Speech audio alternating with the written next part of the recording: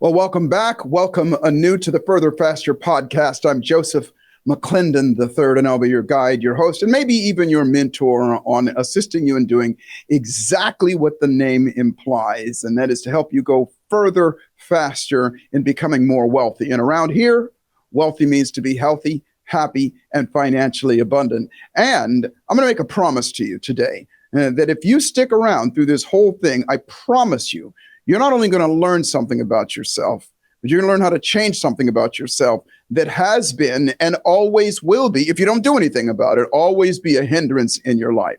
Yes, today I'm talking about the dreaded SS. And no, I'm not talking about the Nazis from the ancient Germany time. I'm talking about self-sabotage. That's right. We've all got it. As a matter of fact, I'm going to start off by saying, I'm going to repeat this a little bit later. Procrastination, hesitation, fear of failure, fear of success, self-doubt, self-loathing, imposter syndrome, fear of rejection, all of those things that I call are the thieves of our dreams are all just forms of self-sabotage. So if you've ever been interested, if you've ever been curious about why you do what you do, and more specifically, how to start doing something different, grab a pad and paper. You know how we roll up in here, and I'll be right back with the Further Faster podcast.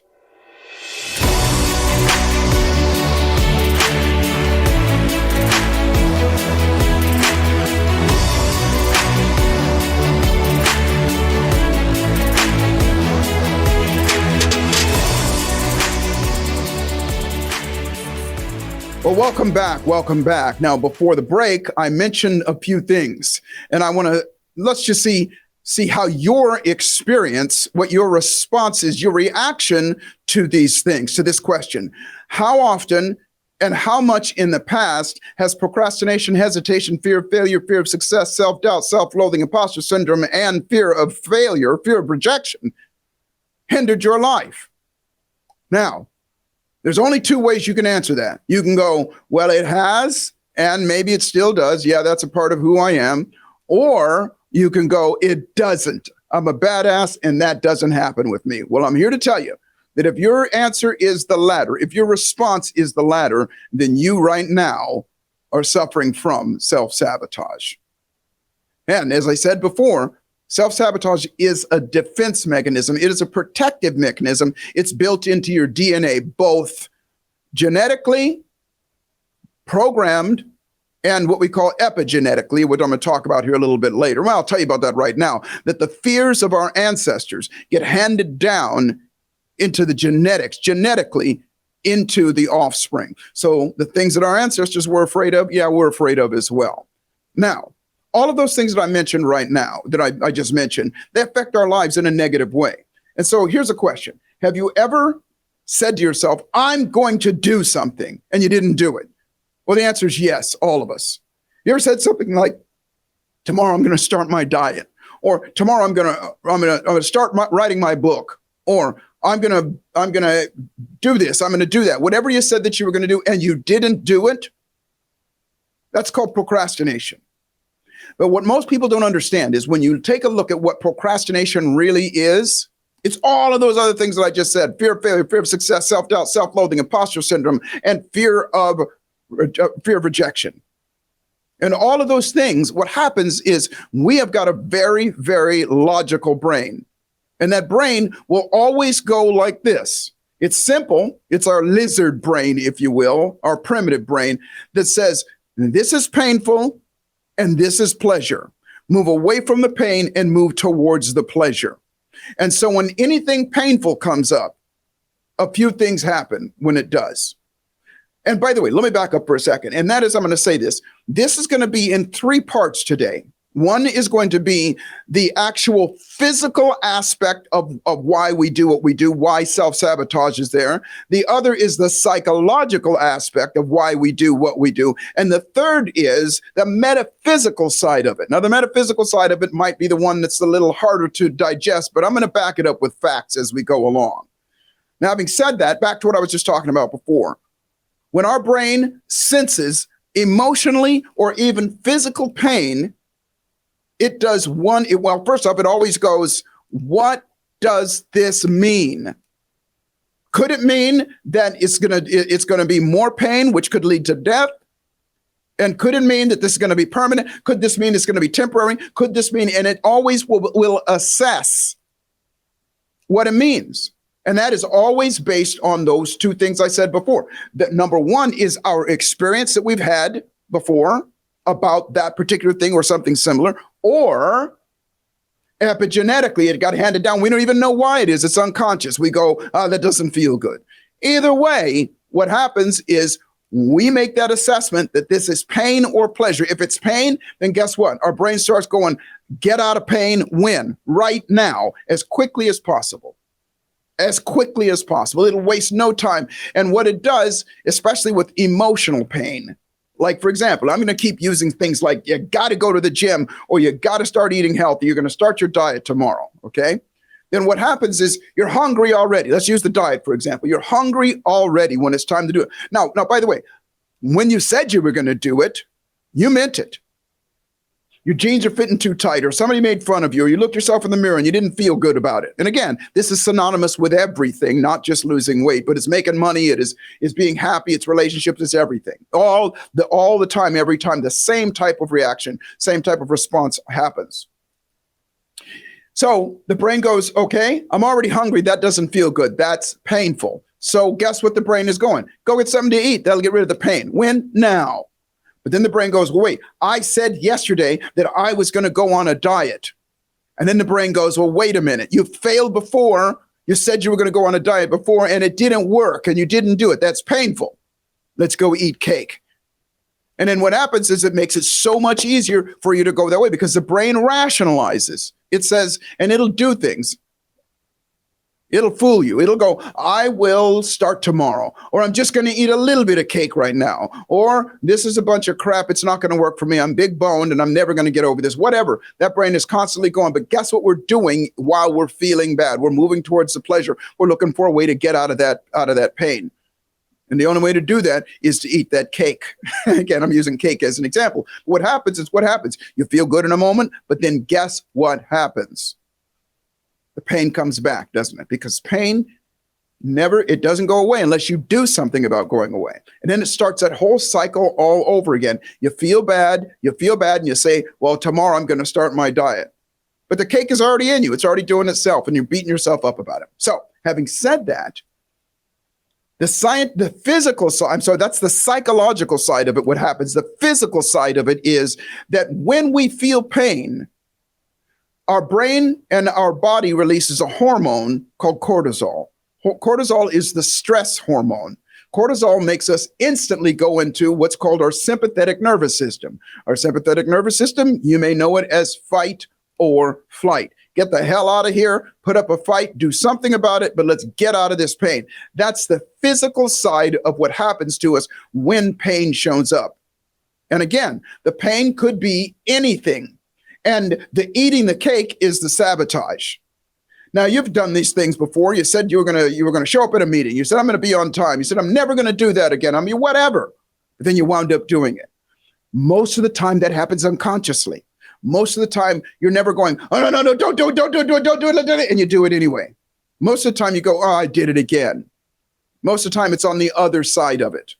Most of the time, especially if it is something that inhibits our nervous system or our thought process, like alcohol or drugs or even food is a drug. Because all we're looking to do is to get that cortisol out of our system. Now, remember that point, because that is really the point of what we're looking to do is get the cortisol out of our system. But I'm here to tell you that there are other ways of getting it out of your system.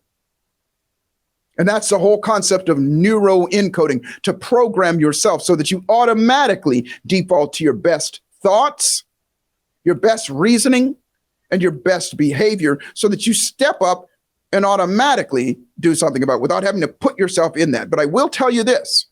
You got to do your part. And as I always say on this podcast, it's not just about listening to me or my guest yak. We always want to give you something that you can do so that you can produce the result that we're talking about. You see, motivation and empowering stories and inspiring examples and metaphors and things like that are great in the moment because they make us feel good. And it releases the antithesis of cortisol, which is called, which will be our dopamine, which will be our, what are they called? Oxytocins and all those things that make us feel good. And in a moment, we feel like we will. We feel like we will. And willpower is a dime a dozen. Everybody has willpower when they're either in pain or they are looking forward to something happen. I will do it. But guess what? Because we're human beings, our emotions ebb and flow. Our emotions go up and down. And never mind how, I will say this, because it's a myriad of a bunch of things. It could be the programming that you've had in the past. It could be something that just happened to you now. It could be something somebody just said to you. And sometimes you don't even know where it came from. Our emotions go up and down. And so I can say something to you to get you excited, to get you happy, to get you enthusiastic, to get you empowered and all those things. And that will last only as long until the next thing that comes along that interrupts that pattern and puts you into another state. And unfortunately, this day and age, we are bombarded with input that is definitely taking us in another direction. Unless you've been living under a rock, all you got to do is turn on the television, especially commercial television. I will tell you something, which is, by the way, part of the reason why I'm having this podcast with you right now. I recently traveled, and I hadn't been traveling for some time now because of COVID. And I recently traveled and was on the road a bit. And when I'm on the road, at night, I'm in a hotel room. And in hotel rooms, I'll turn on the television just to see what's happening. And when I turn on the television, it's commercial television. Now, in my house, we don't have commercial television. We have it there, but we don't watch it.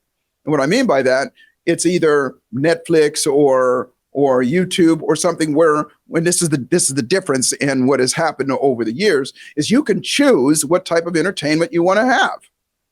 And you can not only choose what type of entertainment. I personally like documentaries and factual things that I learn from. And that's not to say that I don't enjoy, an entertaining sitcom or something like that, or a movie from time to time or things like that. But that just happens to be my thing. But none of them have commercials in them.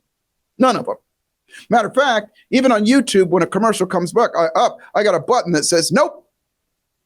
And I can bypass that commercial. The reason I say that is that commercial television or any commercials that you have are specifically designed to put the fear of God in you, to put you in your sympathetic nervous system. They're designed to make you feel like, if I don't have that, my life is not going to be as good. We may not feel it, but it's inside us right now. Not to mention, if you watch the news, it doesn't take a rocket scientist to figure out that they're there to keep you guessing, to keep you wondering what's going to happen. Several years ago, I was hired by, I can't tell you the name of the company because I signed a non-disclosure agreement with them, NDA. But I will say this was an up and coming, and this is maybe 20 years ago, 15, 20 years ago, an up and coming network that is now one of the number one networks. And at the time, they were syndicated. And syndicated means that they actually would buy their programming from other stations. They didn't create their own programming. They would buy their programming from other stations, and then they would air those stations. And that's what it was. It was during the cable days, if you will, or towards the end of the cable days. It was before the internet started streaming and all those things that we have right now. Now, how they make their money is through advertising. An advertiser will pay thousands and thousands of dollars for 30 minutes or 30 seconds of time in between those shows. So they may buy a show like Seinfeld, or they may buy a show like Friends, or anything that you can think of. They may buy it from another station who created that sitcom or that show. They'll buy it from them for X amount of money, but I promise you, they're making 10 times, 100 times that money on the advertising. And some of you know that I am what's called an ultimate performance specialist. So I've had the privilege of coaching a lot of actors and actresses.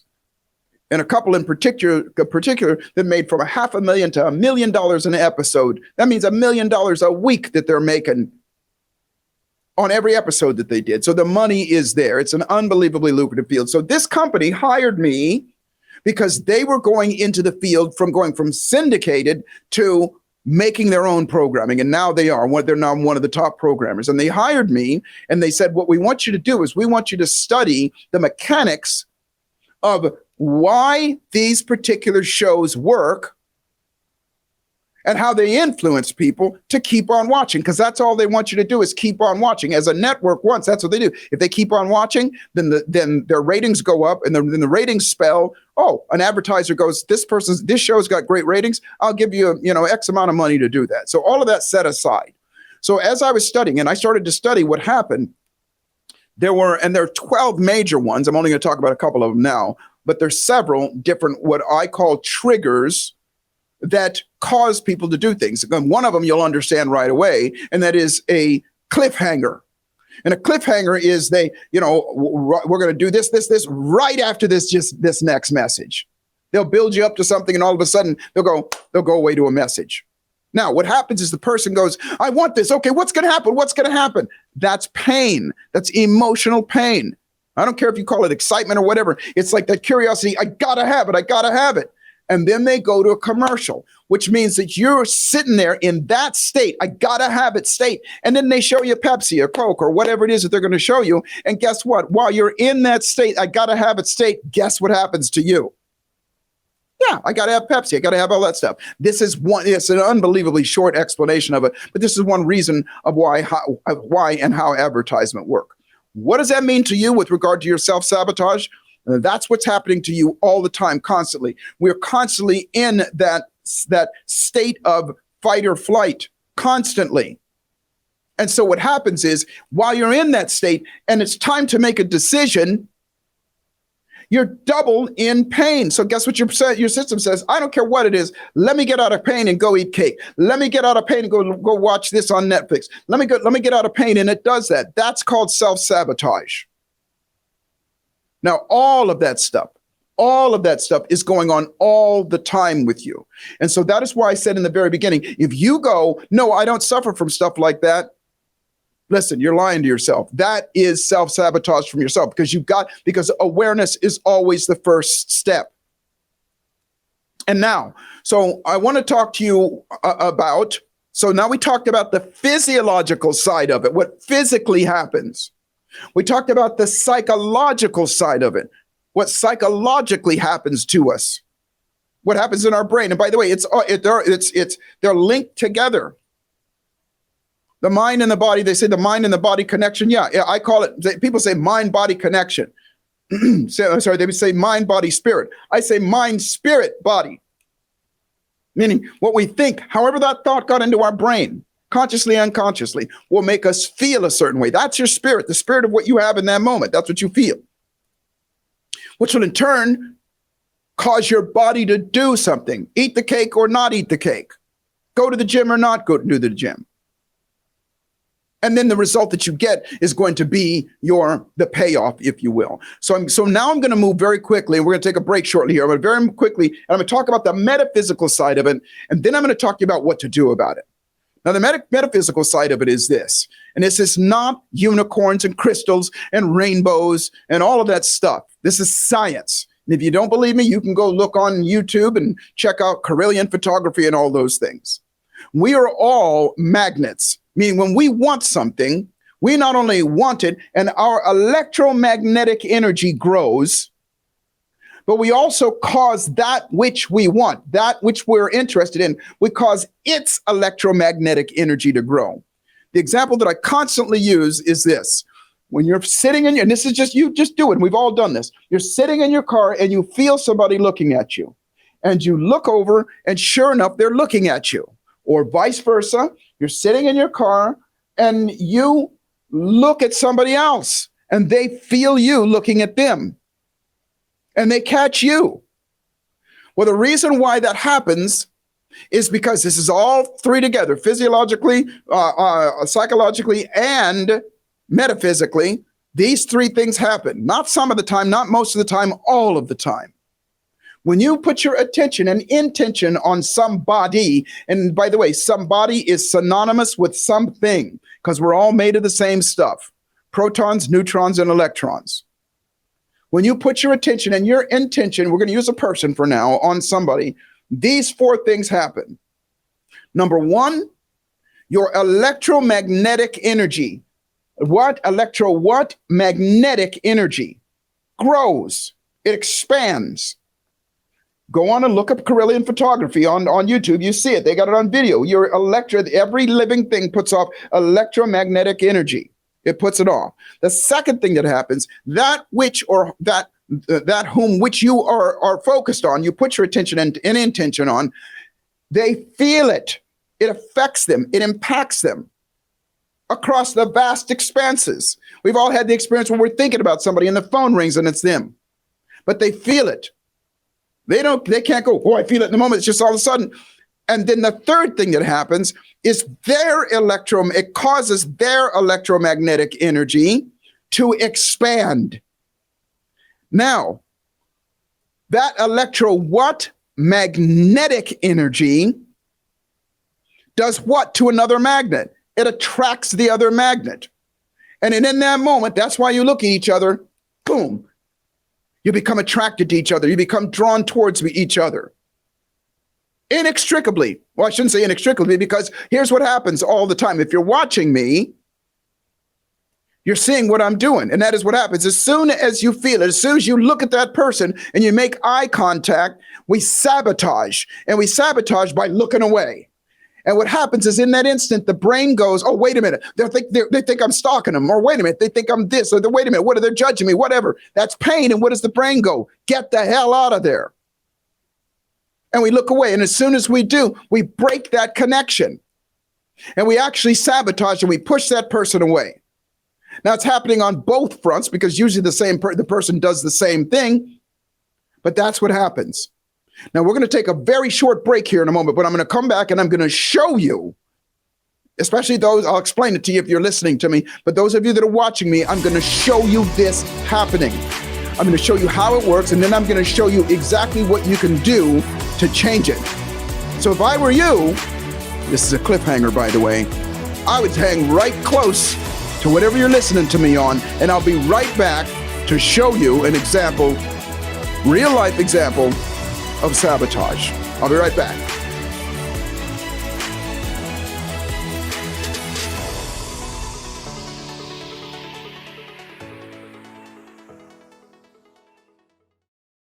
Hey, what's good? It's me, Joseph McClendon III, and let me get real with you just for a second. Now, you've probably heard me talk about this before, something that I call the thieves of our dreams. Procrastination, hesitation, fear of failure, fear of success, self-doubt, self-loathing, imposter syndrome, and fear of rejection. Well, let me ask you a question. What if you could not only retrain your brain and your nervous system to automatically default to your absolute best thoughts, emotions, and behaviors, but you could also do the same for others that are going through difficult times and challenges in their own lives and things that are stopping them from creating the life of their desires? Well, this is what I call neuroencoding. And at the risk of sounding arrogant, these are the same tools, methods, and strategies in neuroscience that I've used to operate in the upper 5% of all of my own businesses, especially as a coach, a speaker, and a presenter for the last 30 plus years. The Neuroencoding Institute provides you with the knowledge, the tools, and unmatched support to become a certified neuroencoding specialist and guide you to the life of wealthiness. And remember, wealthy means to be healthy, happy, and financially abundant. Go to neuroencoding.com to speak to an enrollment specialist today, and I look forward to serving you at the highest level. You're enjoying this episode on Angel Phoenix Productions Podcast Network. To explore a complete lineup of quality programs and media production services, head on over to angelphoenix.com or like our Facebook page at facebook.com/Angel Phoenix Productions.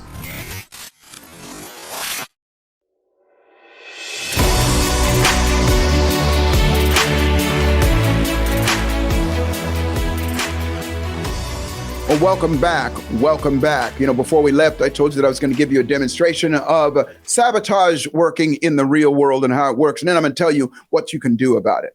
Well, first off, let me go back and reiterate the things that we talked about before. Number one, physiologically, what happens to us when something shows up that represents any kind of pain, emotional or physical pain.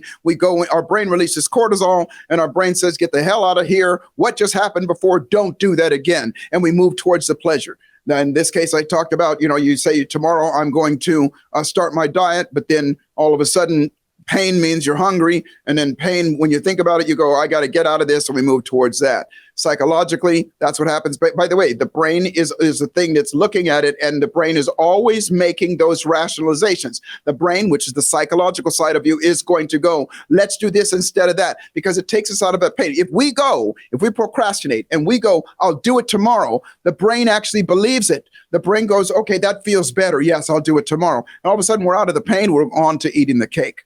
Now, lastly, I talked about the metaphysical side of it. And that is that we are, and I'm going to start by saying this. I've said this on one of our other episodes. We're all made of the same stuff. Every speck, every oxygen molecule, everything that's around is subatomically made of the same stuff. Protons, neutrons, and electrons. Electrons are what make things active. Electrons are what make things ebb and flow, grow and shrink, and all those things. Electrons are what make magnets happen. If you want to make a magnet, you take a piece of steel or iron and bombard it with what? Electrons, and it makes it more magnetic. And so I talked about us as human beings being magnets to whatever we want. If you want cake, then guess what? You're going to go find cake. You're going to go get it. You're going to go make it happen. And cake is going to be available for you somewhere. You'll find it. Now, having said all of that, I'm going to show you an example, and I'll talk you through it if you're listening to me. Now, if you're watching me, you'll see that I have two magnets here, and these two magnets are very, very powerful. You pull them apart, and they will always come together because magnets attract other magnets. That's just the way that it works. But you're also going to see that I have an ink pen here, and this ink pen has a steel clip on it. Now, if you're listening to me, I'm sure I'm having two magnets. I put them close together. I let go of both of them or one of them, and it'll always go towards the other. Now, what it looks like is this one magnet is going towards the other one. But the truth of the matter is, if I let it go, which I'm going to demonstrate here in a second, they will both move towards each other. And that's what you want as a human being. When you want to make more money, it's not the laws of attraction, by the way. The laws of attraction, they're very real, but they're a 5,000-year-old philosophy with very little mechanics to it. I'm talking about magnetism. By the way, the laws of attraction are one of the 21 immutable laws of magnetism. But magnets are happening. Magnets, and how you make a magnet is you bombard it with electrons, and that magnet will stay a magnet forever unless you demagnetize it. Well, human beings, we're made of the same stuff, and we're magnets as well, but we don't stay magnets unless we do something about it. Ours ebbs and flows with our emotion. Now, before I said that, I take this ink pen and I put it up next to it, and if I let go of the ink pen, it doesn't go to the magnet. It will drop every time. If I take the ink pen and put it up against it, yeah, it'll do it. But have you ever, like I said before, wanted something, and then when you wanted it, you went towards it and you did something stupid, like didn't show up for a meeting, or you did something that you go, why the hell did I do that? Well, that's sabotage. And so I'm going to switch cameras for a second, and I'm going to show you something. And so for those of you that are watching me, I have these two magnets on the table in front of me. And if I put these magnets together, I'm going to let go of both of them now, and you'll see, let me put it out here over here, okay? And you'll see when I let go of both of them move. Not one of them, both of them move. They're going towards each other at equal speed. Now, remember what I said before. When you want something, just like the person that you're looking at, you're magnetizing that thing as well. That's what's attraction. Now, again, this is the metaphysical side of it, but what I want you to get is what's happening if you're watching me, you're seeing it happen. If you're listening to me, when I let go of the magnets, they both move towards each other. But watch this. If I take one of these magnets and I flip it over, watch what happens. It moves it away. It's pushing it away. If you're not watching me, what's happening is I flipped one of the magnets over. I'm on a tabletop here, and it's pushing the magnet away. It's close. No matter how close I get to it, it keeps pushing it away. Said differently, by flipping this magnet over, I'm sabotaging what is natural. It doesn't matter. Now, by the way, even if I push these magnets together, and watch what happens. And if you're listening to me, I'm pushing them together. I can force them together. I'm going to let go of both of them at the same time. Watch what happens. They both repel each other. They move away. This is physics, ladies and gentlemen. This is science. And all I got to do is flip it back over, and guess what? They'll go back together. Having said that, here's what that means to you. Here's why I'm showing that to you. Is that how a human being increases their magnetism and keeps that polarity. By the way, that's what it's called, is I reverse the polarity. how a human being increases that magnetism and keeps that polarity. And before I tell you, I want to say, remember what I said. A magnet will stay a magnet forever until you demagnetize it. Human beings, not the case. What makes a human being more magnetic is emotion, focus, and intention. When you put your attention and intention and you feel good about something, then guess what? You increase your magnetism and you increase the magnetism of that thing that you want as well. How do you do that? This is the part that I promised at the very beginning. If you hang around, I'm going to give you something to do. And if you, not if, but as you do it, it'll change everything. Is you must deliberately and intentionally refocus and get excited about what you want. That's it.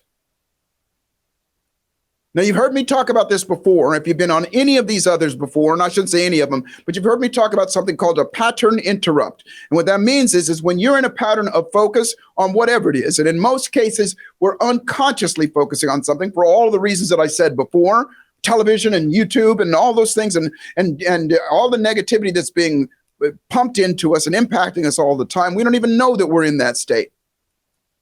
So we're in that pattern constantly.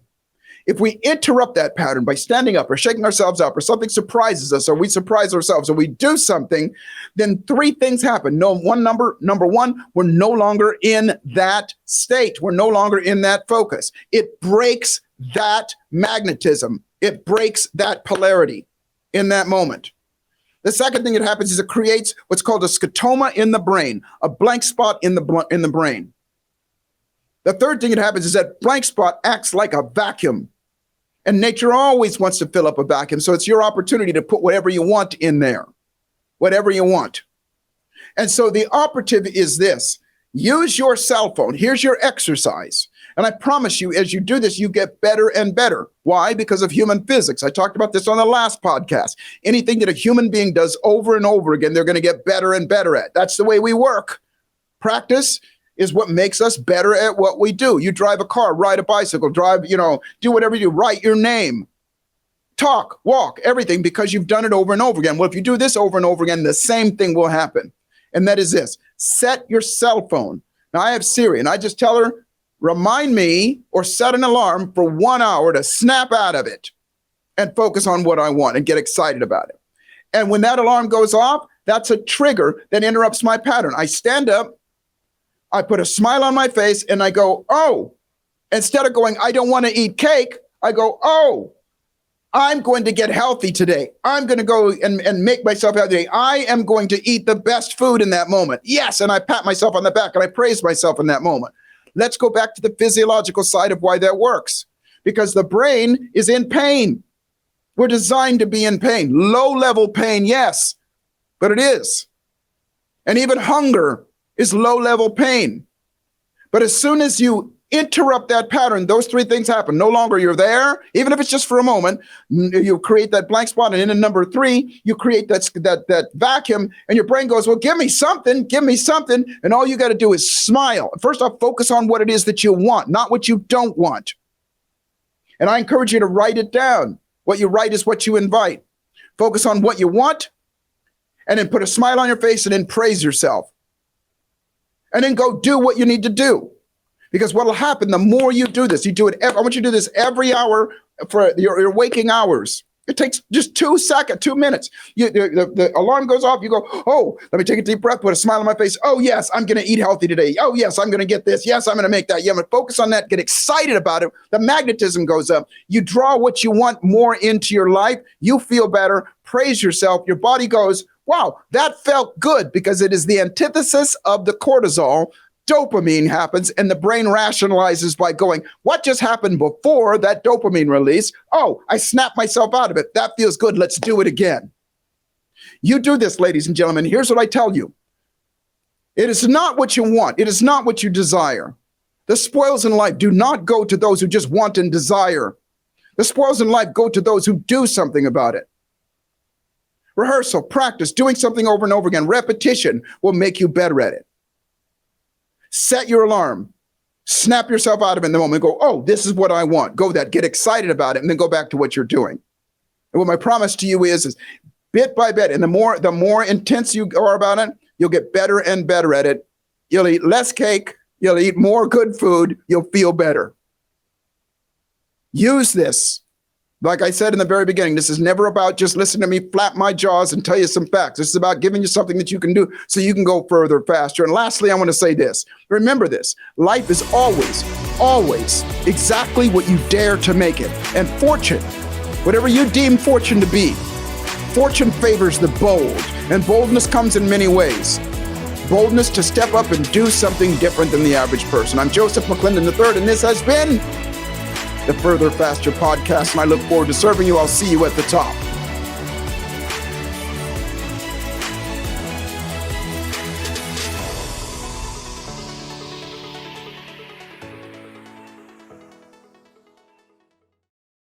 This podcast was a production of Angel Phoenix Productions. Explore more episodes of this show or other great shows on the Angel Phoenix Podcast Network by visiting angelphoenix.com.